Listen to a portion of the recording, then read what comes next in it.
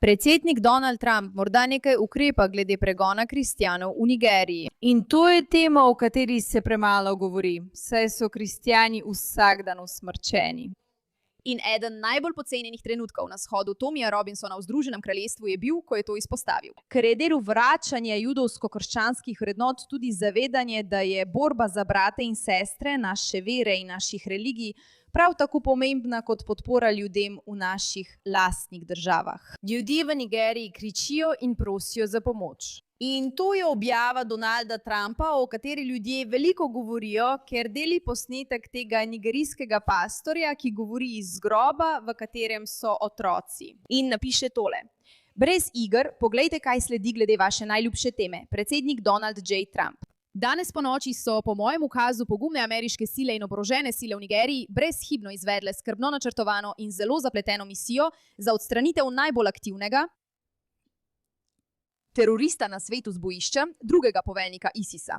To se dogaja na podlagi tega. Poslušajmo, kaj ima ta pastor povedati, ker če o tej temi niste poučeni, se res morate izobraziti, saj je to srce parajoče. Posebni svetovalec Trumpu, prosim, povejte Trumpu, naj reši naša življenja v Nigeriji. Prosim, povejte Trumpu, naj reši naša življenja v Nigeriji. Še enkrat ponavljam, ta človek govori iz groba.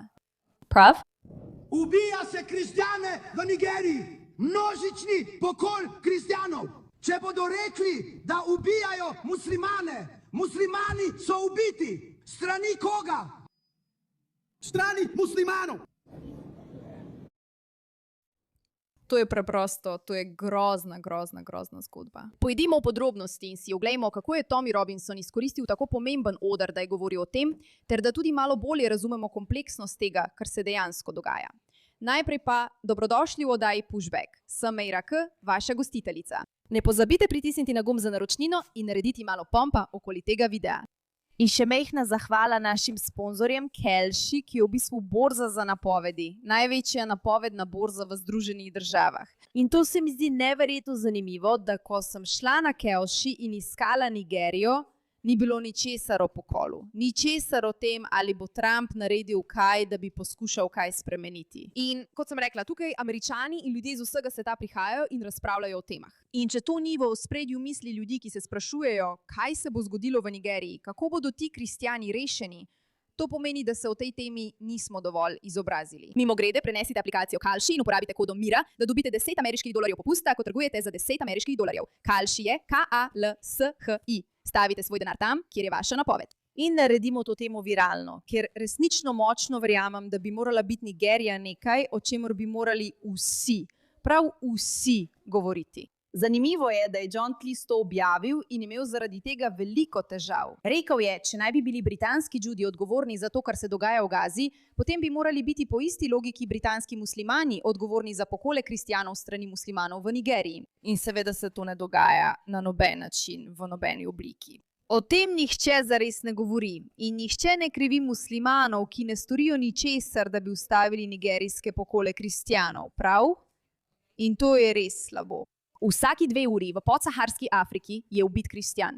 Kljub temu je bilo več kot 70% vseh kristjanov ubitih zaradi svoje vere lani Nigerijcev in 94% vseh nigerijskih katolikov še vedno prihaja k maši vsako nedeljo, prav? 94% nigerijskih katolikov še vedno hodi k maši vsako nedeljo, kljub temu, da nekateri med njimi prihajajo s šibrenicami, da bi se zaščitili pred islamističnimi milicami. V redu, želim, da si to res dobro predstavljate.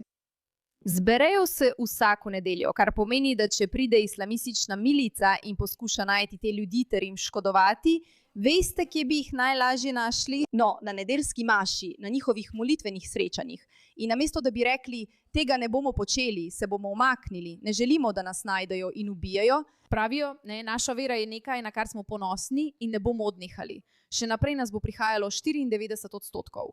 In mislim, da je to pravzaprav zelo zanimiv pokazatelj in nekaj, na kar smo v zahodni družbi pozabili. In sicer, ko ti nekdo nekaj poskuša vzeti, šele takrat se zaveš, kako dragoceno je. Medtem ko po svetu opažamo tako nizko stopnjo povezanosti ljudi z njihovo vero, čeprav so nekoliko v porastu, v državah, kjer vera ni samoumevna, se bodo ljudje zanjo borili. In to se dogaja v Nigeriji. Neverjetno je pomisliti, da jih 94% še vedno prihaja k maši.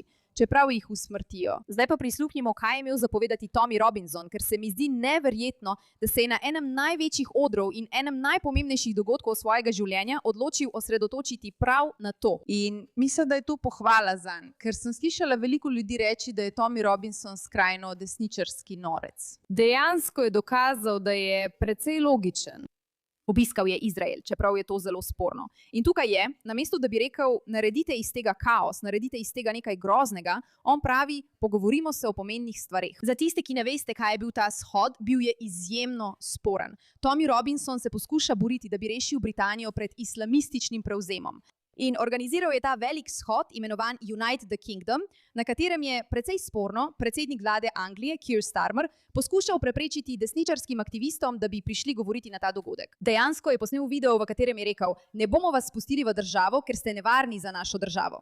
V Združenem kraljestvu se dogaja nora situacija, kjer se priseljevanje, nezakonito priseljevanje in islamizem širijo kot požar. Vlada pa ne naredi ničesar, da bi to ustavila.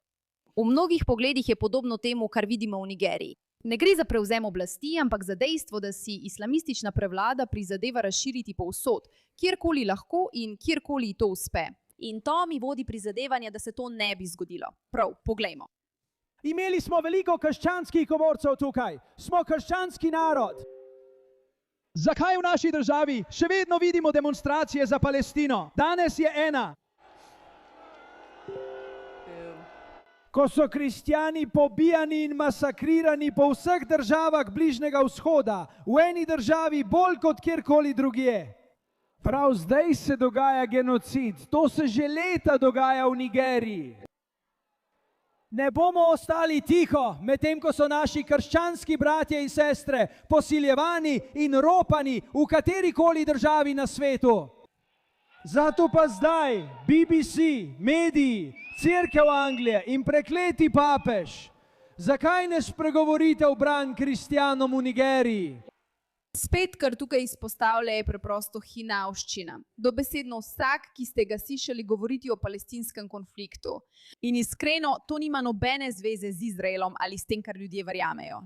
Pravzaprav gre bolj za to, da je sočutje sveta usmerjeno k islamistom in ne k religijam, za katere trdijo, da jim pripadajo. Če imaš dve skupini ljudi, ena je iz verske skupine, s katero se poistovetiš, druga pa iz skupine, s katero se ne poistovetiš, zakaj te potem ne skrbi bolj, če je tvoja skupina prizadeta?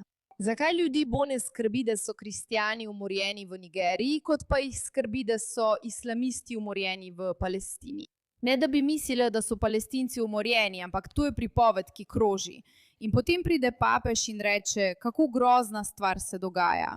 In vendar so njegovi lastni ljudje usmrčeni strani istih skupin, ki uničujejo tudi palestinsko ljudstvo. In vendar je to nekako preprosto zamolčano.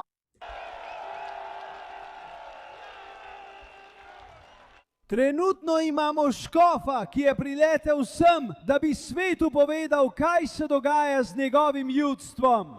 Škof Joan iz Bokara v Nigeriji. Beseda je vaša, gospod. Dejansko je pripeljal škofa, da bi govoril o tem. Hvaljen bodi Gospod.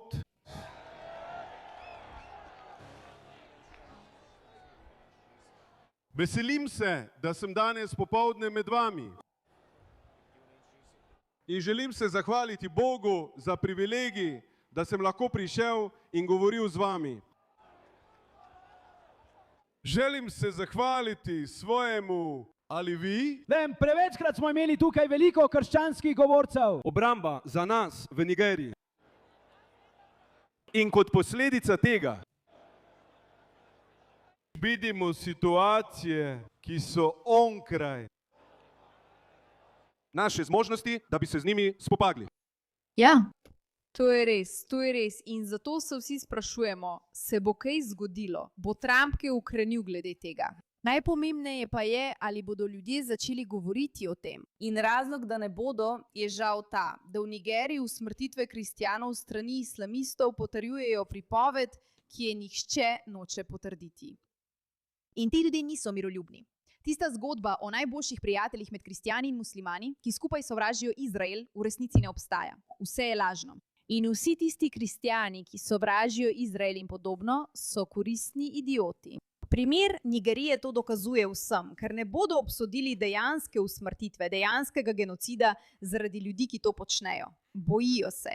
In tega strahu se moramo znebiti, prijatelji. Preprosto ga moramo odpraviti. Hvala za vašo pozornost glede te zadeve.